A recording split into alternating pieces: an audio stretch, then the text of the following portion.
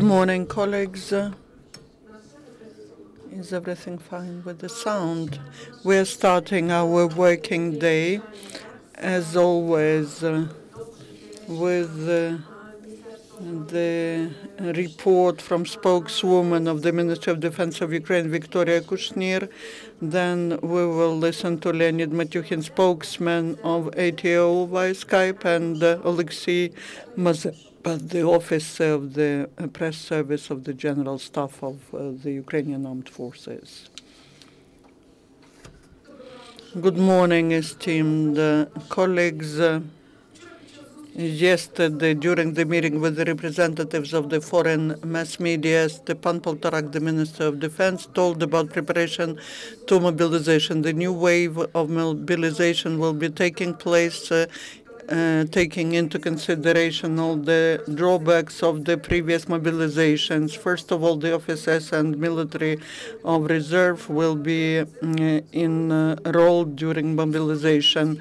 The military specialists will have the retraining courses at the educational establishments of the Ministry of Education. The soldiers will have the primary training course and will get the necessary knowledge. The training with the different types of enrolled people will last for 25 days. Then they will all be trained in the military units. After the finishing of the training, equipping them with the ammunition and weapons, the mobilized citizens will be sent to execute the tasks in order to reform the armed forces of Ukraine and to ensure the civic society control over the activities of the companies of the Ministry of Defense of Ukraine. The Minister of Defense of Ukraine signed the memorandum on cooperation with KPMG Ukraine. Together with the auditing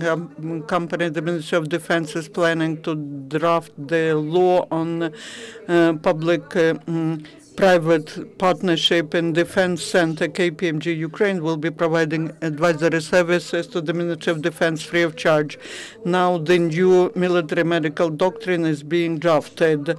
Recently, in Irpin Military Medical Clinical Center of the Armed Forces of Ukraine, there was the conference dedicated to the experience of the medical provision to the armed forces of Ukraine. The participants discussed the issues of the modern military medicine and approved the proposals which will become the basis of this concept.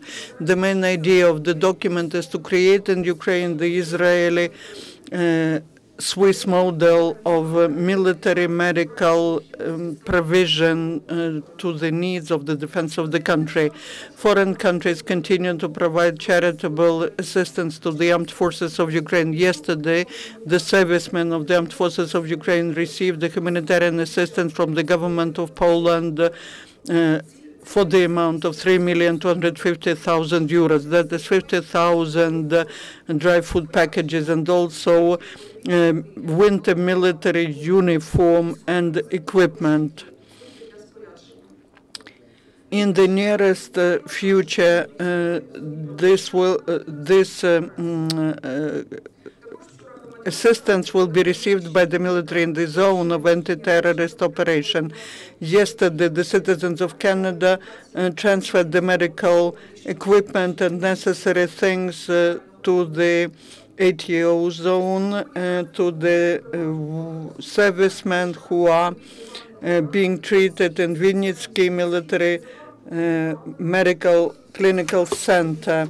Part of the assistance will be also sent to the mobile hospital in the zone of ATO. Also, the Vinnytsia Military Medical Institution received more than 110 kilograms of medicines, which were sent to them from Birmingham of the United States of America. Also, the citizens of the Polish city Kielce sent to Vinnytsia military the humanitarian assistance worth 560,000 hryvnias. In the east of Ukraine, the officers of the group of civilian military cooperation sent humanitarian assistance to children of Mayorsk and Donetsk region.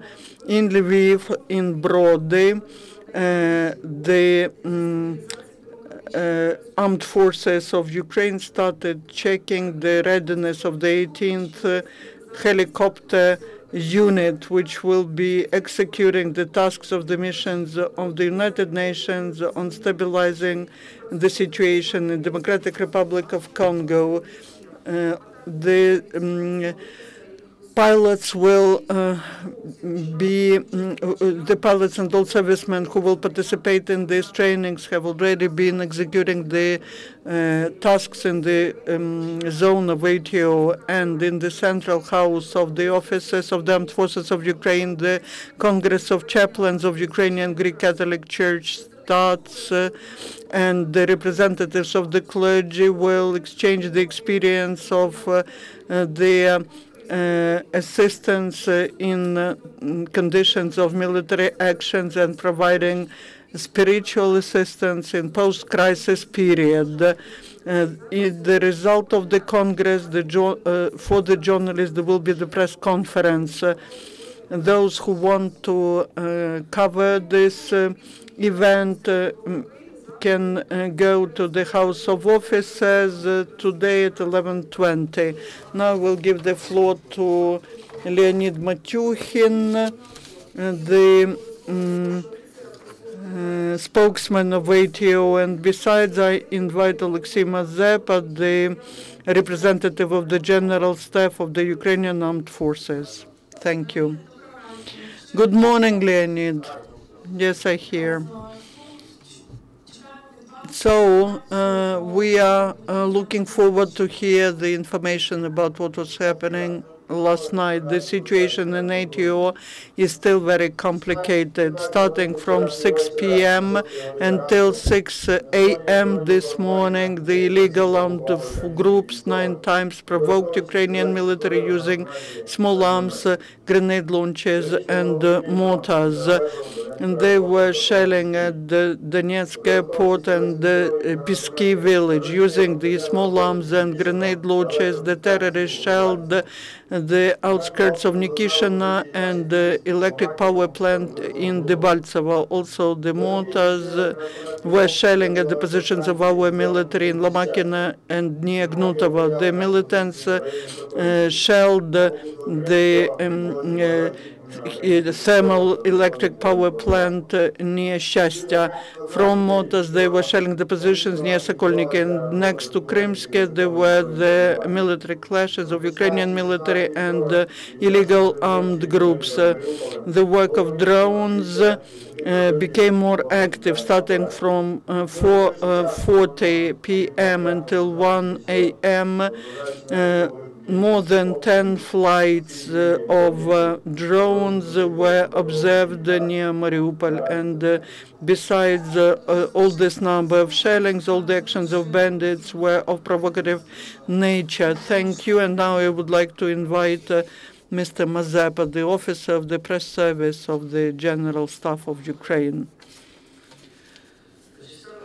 As of 23rd of December, the situation on the territory of Donetsk and Lugansk regions, which are under the temporary control of the terrorists, is still very complicated, and that is because of the criminogenic risks for the local population which is there, and because of the lack of the food products and other objects of first need. Also, the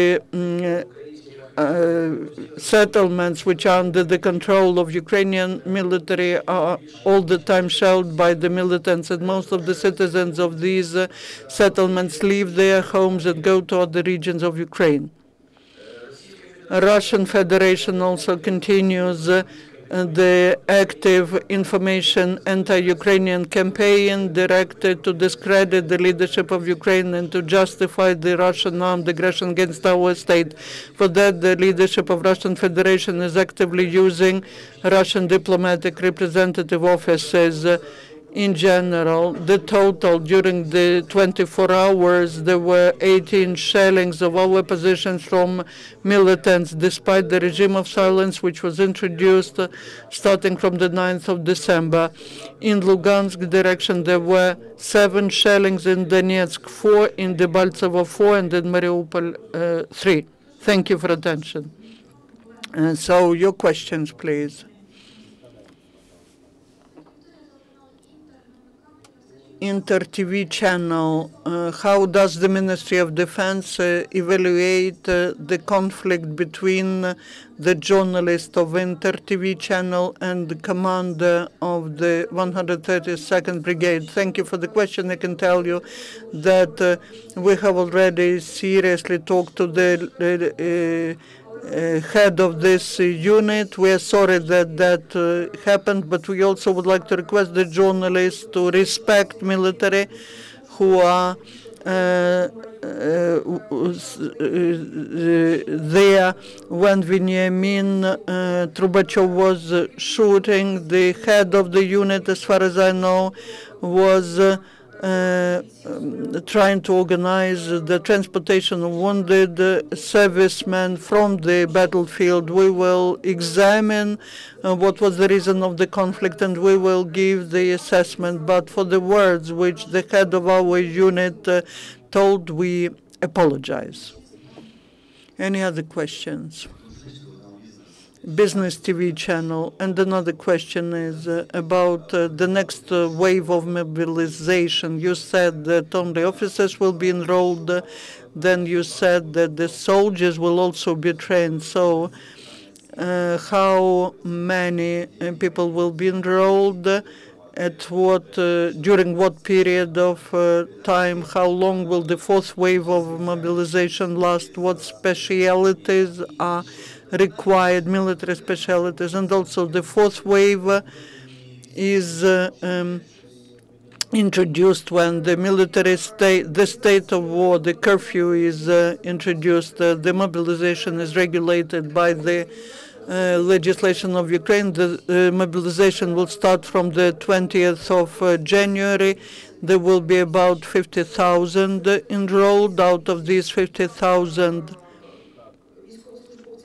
there will be the servicemen of reserve, the officers, and also the soldiers. The specialties: tank drivers, communication specialists. Another question.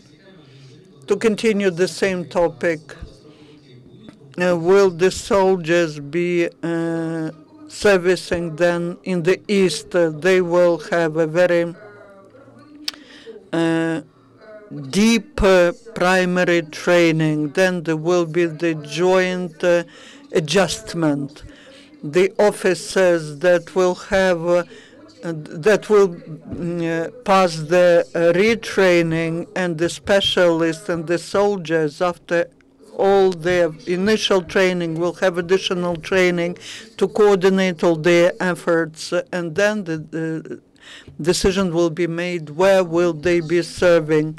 Is Leonid still there? Leonid, could you please tell, do you have any information about wounded during the last 24 hours? The Council, Ukrainian Council, National Security and Defense Council has all this information, so we'll ask Andriy Lysenko about that. Thank you. The next briefing of the spokeswoman of the Ministry of Defense, the spokesman of ATO, will take place tomorrow at 9 o'clock.